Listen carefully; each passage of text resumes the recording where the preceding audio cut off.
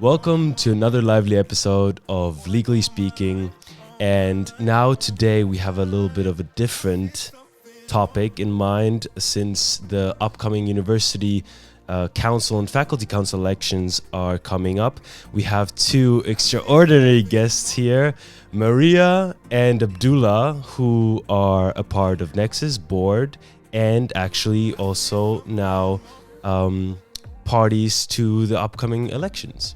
Yep, exactly. Thank you so much for the introduction. Yep. Thank you for the kindest words anyone's ever said about. So I'm Maria. I'm coordinator of internal affairs at the Nexus Student Association board this year. And right now I'm also on the candidate faction for Lijst Calimero. I am candidate number 5. And I will be running in the university council elections to be a part of the university council next year. And I am Abdullah, as Lucas said, and I was secretary of the Nexus board this year. And I'm also running for the university council with the SOH, and I'm number 4 on the candidate list for the university council. Okay. I'm also going to be number 9 on the TBR list, which is the law faculty council. Oh, exciting. So explain to us, please, people who actually don't know what university council even is. What are the elections for? What do they stand for? Why do we have these? Okay, so that's the sad part, that a lot of people don't know about the university council elections, and actually they are very impactful to students and into their academic career. Basically, the university council is consists of 3 student factions. So we have Lijst Calimero, which I am a part of. We have SOH, which he is part of. And then we have the independent student. And what happens is that during the election period, they campaign, talk about their policies, what they would want to change in the university. And students can vote for each party. And then whichever party gets the most votes, they get the most seats in the university council. Because in total, there's 12 seats. As of now, Lijst Calimero has 5, SOH has 5, and the independent student has 2. However, this obviously changes every year with new policies, new representatives, new voters. So it's overall quite a dynamic area. And once the university council people get elected, they have a term of 1 year, which is also considered like a full-time job. And what we do is we try implementing the policies that we advocated for during the election period. We can write proposals to the university asking for something to be changed or asking to overthrow some change that was implemented. There are also weekly university council meetings on Thursdays where the policies are discussed. So yeah, do you want to add anything? Just to sort of clarify, because a lot of I think the podcast listeners are also just internationals and they might have experiences with councils in other parts of the world. What's peculiar about the university council in the Netherlands in general for every university is that they derive power from an actual legal instrument, which means that unlike most student councils, which are sort of just advisory bodies and don't have any sort of consent or binding authority in certain cases, university councils in the Netherlands, no matter how they're chosen, whether they're chosen independently or through parties, have a certain legal right to have a say in university policies, and they're basically a partner with the board, a consultative partner, so to say. And so the board, for example, has to consult the university council, and in certain instances, such as, for example, finance, if the university council gives negative advice, or if the university council says that they do not agree with the board's plan or proposal, then the board of the university, including director, for example, have to come up with a new proposal. So I think that's quite interesting, and that's what sets apart university councils here, and that's also why it's really important to vote. So just to recap, the university council is made out of just students. Or you said that there are 12 seats for students. Are there also other seats for faculty or something like that? Yeah, so there's 12 seats for students, 12 for members of staff. So faculties, different faculties, basically all staff of the university can get elected to the university, like the staff side of the 12 seats. And then there's also the members of the CVB, the board of the university, who are also present there. Yep. However, in the university council elections, students predominantly vote for the student factions. Yeah. So we, as the student body, we have a direct impact on the students that will be part of the university council. Interesting. Yeah. And what does, because you already mentioned legal binding power that the university council has, what differentiates the university council from the faculty council? Is it just that the faculty council is only for the faculty, or is there also a difference in power play? Yeah, there's two differences in that regard. One is that the university council, primarily, it represents the whole student body. So no matter what faculty you are, no matter whether you are a bachelor student or a master's student, the university council represents every student, while the faculty council represents only students from a specific faculty.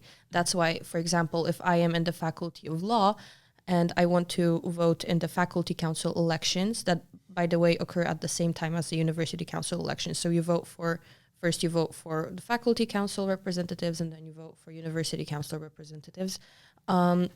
However, I can, as a law student, I can only vote in the law faculty council elections. And that same goes for everybody.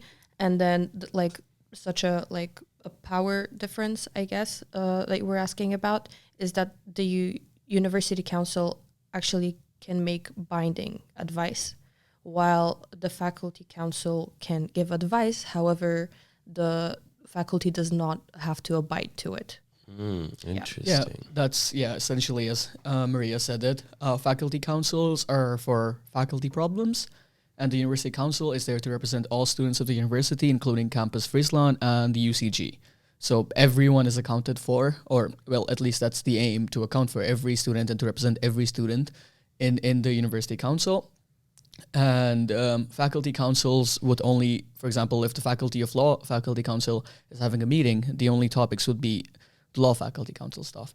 So, for example, if at the university you can influence issues such as social safety or the access to funding for student associations or many other things at faculty council level, it would be more about, well, what affects the law students, for example, or the medicine students.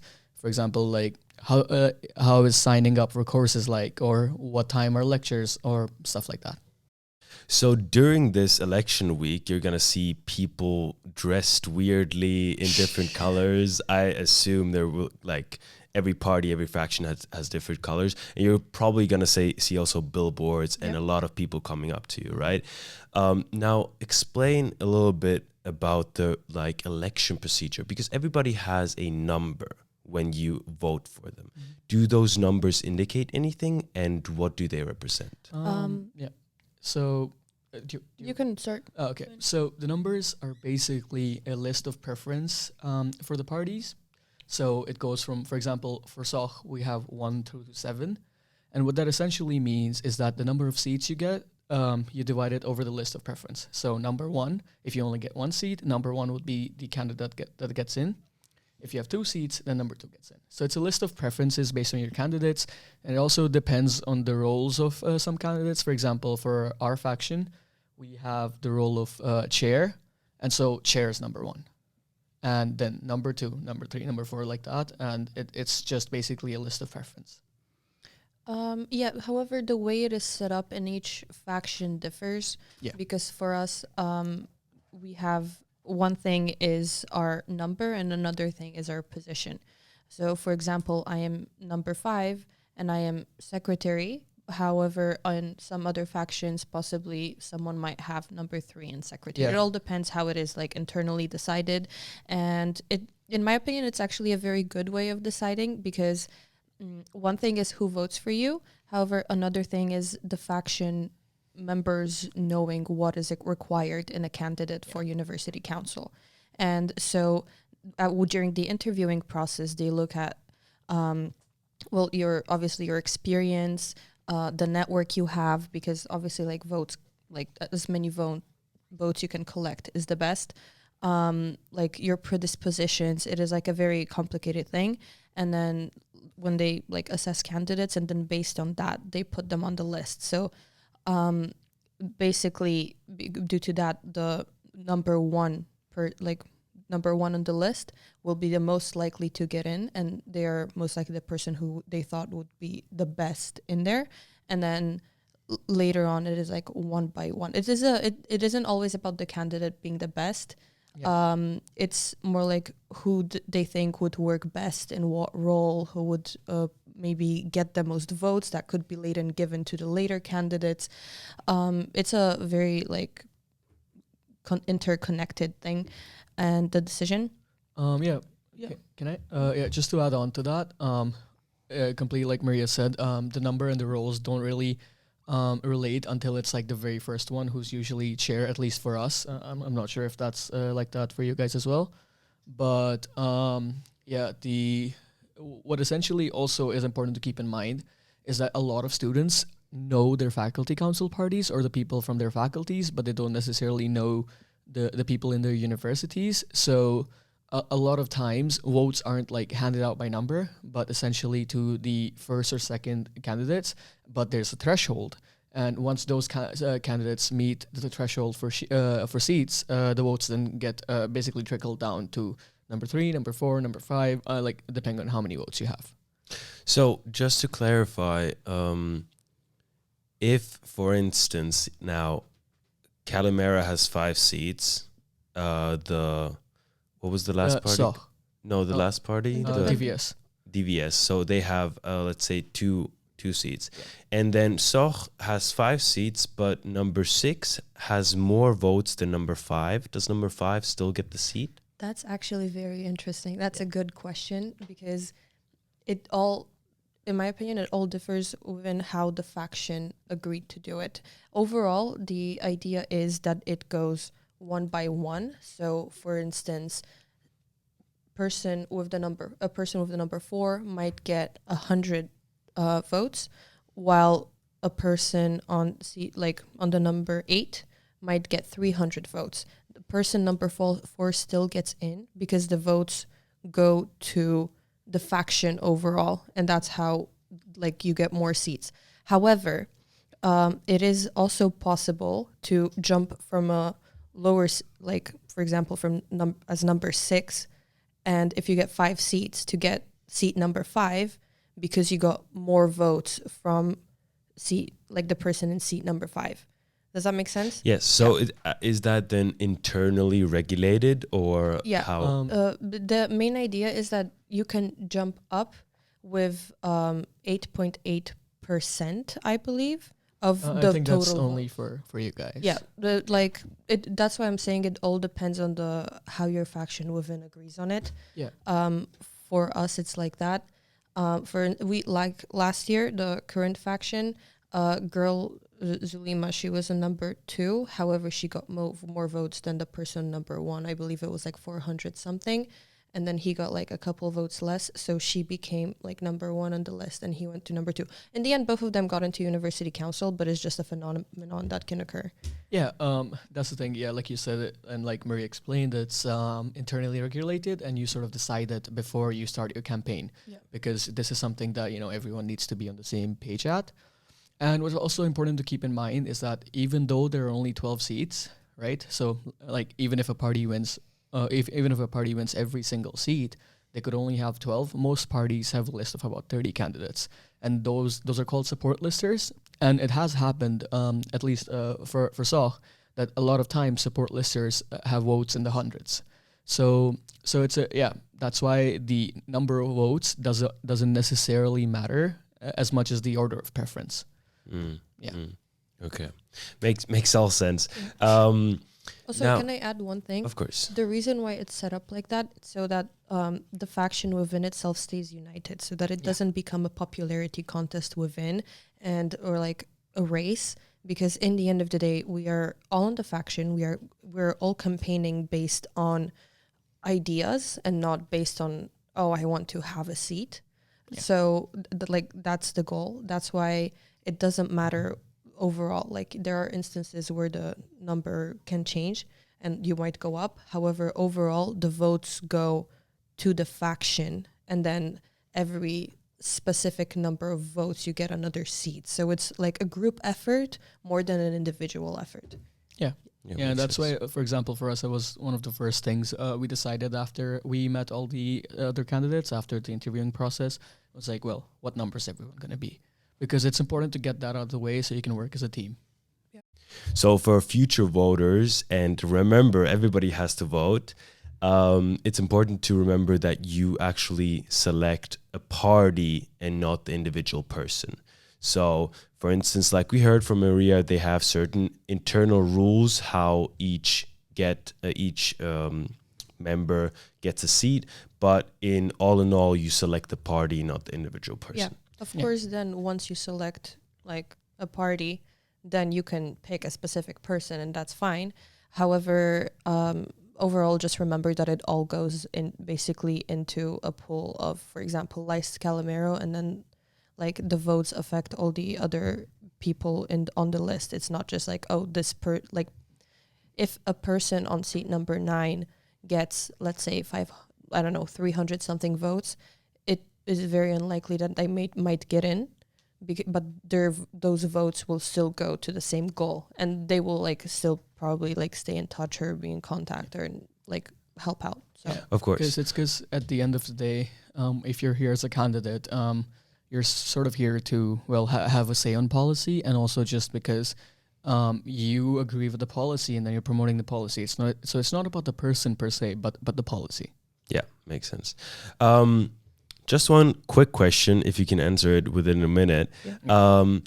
Is there, once you get into the university council, can you apply your policies that you promised your voters? Or is it more of a, we are one party, one unit, one idea or ideology that we represent for the students? Yeah, I mean, you can definitely do it. I mean, the first thing is that each one of the parties is writing an electoral program right now. And during that process, everybody pitches in ideas what they want to do. And obviously, if it's a group of like 7 people working on a EP like that, everybody has their preferences of what they think they could do better.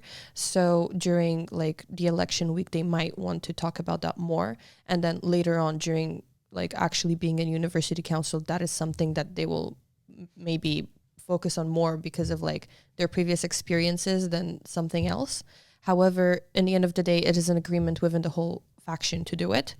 However, there's definitely like, if you have an independent idea and you pitch it and people like it, they might give you feedback or say, oh, maybe it would work better this way. It can definitely be done. And Abdullah, does everybody if you get into the university council, does everybody have a single vote, or do you vote as a party? There's a single vote. Okay, so you can represent your own opinions, even though they might differ from your parties. Yeah, for sure. And there are sometimes instances of people sort of voting with their opinion than per se like what their whole party would vote for. But it isn't, for example, as drastic. For example, there's no like party whip that forces you to vote a certain way, because at the end of the day, we all work on the electoral plan together. So it's not like you'll be representing policies that are not your own because you had the chance, or you have the chance to, write those policies, to push for those policies from the start. And it's also, to add to your, to clarify your question a bit more, it is very possible to implement your policies, not just because of the fact that you can vote a certain way, but because also the university council has meetings with different faculty boards, with the faculty councils. So you stay in touch, and you have the initiative to work on a project or start something that you promised, basically. And there's nothing is stopping you there other than just like a process of doing it. And now let's go to each party, because a lot of people, like Maria already said, do not know what these elections even are and what they are for and what each party stands for.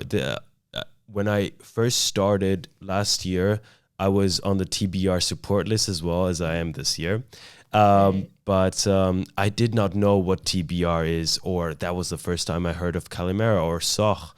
And now I'm in my second year and I know more, but there's still a lot of questions that arise. So, Maria, let's start with you and then we'll go down to you, Abdullah. But what does Calimero stand for?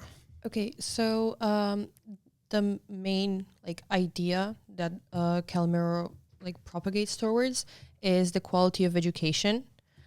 You will see it everywhere. If you go on the Calimero website, it's always there. It's always on the poster. You'll know by the end of the candidate period. However, it doesn't just. It is important to note that the quality of education isn't just about academics, and it isn't just about classes. It is also about the study environment. It is about the social environment, how safe you are, whether there's no discrimination, and if some situations happen, you actually have a procedure to be heard and have justice for a specific situation, for instance. So it is all about making the educational experience in RUG better for the students. And yeah, we do focus on courses and possibly electives or doing courses from other programs, minor stuff like that. But we also talk about the social scene and integration. Internationalization is a very big one this year as well. I am also personally going to talk a lot about improving the transparency and the vertical communication of the university, because students have options. However, a lot of the time they don't know about them, and so they might miss out on certain opportunities, or like in this instance, you have the opportunity to affect what your university will be like through the university council elections, but because people are very confused about what is going on and what each party does, they might lose that chance. So that's one of the things that I'm advocating for. That's all part of the ideas of Calimero. One more question to you about that transparency. You mentioned that. Is there a possibility to go to Calimero or University Council candidates / future members and ask them, hey, I don't like this about the education, or hey, this is not working out? Can you go to them and ask for advice or ask them to change things? Is that an option? Yeah, for sure. Because one thing is that since it's all students running, we also have contacts with students. We are students. We know what it looks like. So while writing our electoral program, we keep all those things in mind. So here I mentioned just some of the few topics very vaguely, because we can't get really in depth into them right now. However, it encompasses a lot of problems that we have observed, or a lot of things that need to be maybe tweaked a bit or maintained, or continue the policies from last year. So that's one aspect. However, another aspect is always if something happens, you can always come and talk to us. And since we are in the university council, if we get in, of course, but talking from the perspective of next year, if we are in the university council, we will still do our best to make sure that the students feel heard and that they feel represented. We, of course, tried involving every person's perspective. However, of course, it's really easy not to take something into account. So if there are any issues, we're always open to listen and try working it out. Yeah. I think that's very, very important. Yep. Now, Abdullah, Soch, I've heard about it's more of a Dutch party than Calimero. Is more of an international one. So explain to us what does Soch stand for? Well, I think the perception for parties, first of all, is sort of based on who was there last year. But to address the first point, Soch this year, for example, has 3 internationals and 4 Dutch students. So it's sort of equal because it's an odd number, so we can really have an equal number. But Soch stands for the active student, but not just only that. So we also stand for education, academic welfare, innovation. But the main idea sort of is that providing students opportunities to better themselves, to learn, to grow, while also taking care of them and making sure they have the best facilities provided to them, so that they can come out of their university experience having learned the most. And yeah, I mean, at the end of the day, I think almost all parties want this. Like, essentially, all parties want to represent students and do the best for them. And at the end of the day, it's more about what they want to do and how they want to do it. And lastly, I think, or I would say that within SAW, we're also talking about like internationalization. Well, it's an important issue for us as well, just like it is for Calimero, and I think DVS as well. If they were like here, they would talk about it as well. So that's a university-wide issue. Also, SAW has been trying to sort of, hammer into the university that they are pro-internationalization and international students, and pro keeping languages, both Dutch and English, accessible to students who want them. So students who want to study in Dutch should have the opportunity to do so, but students who want to study in English should have the opportunity to do so, not just because, closing down a certain language makes the university less competitive, but also because it takes away students' choices. Because if you say, hey, you're only allowed to study in this language now, it even impacts the Dutch students because many of them might want to study in English.